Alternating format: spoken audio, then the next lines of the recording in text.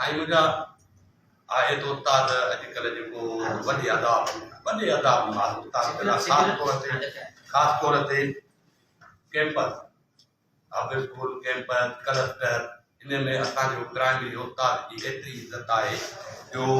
मां सम्झां थो त कंहिं पियून खे बि कुर्सी मिले थी पर असांजे उस्ताद खे नथी मिले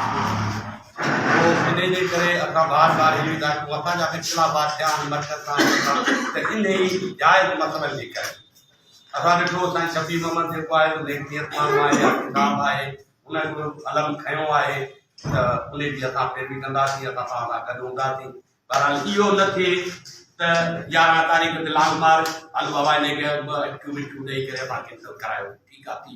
तव्हांजी तबियत जे हिसाब सां इहो सुठो आहे असां पाण बि नंढा आहियूं असां पाण ॾाढियूं कयूं आहिनि बहरहाल निकिरी पऊं आहे त निकिरी पऊं आहे हलंदा रहूं आहे उन खां पोइ वरी थियो त साईं 22 तारीख़ ते जेको साईं सिकंदर जे सरपाई आहिनि साईं सिकंदर बि असांजो वॾो आहे असां बि हुन सां गॾु आहियूं पर इहा महिरबानी कयो त हाणे डेकूं न मटायो विराए महिरबानी उस्तादनि जे लाइ कुझु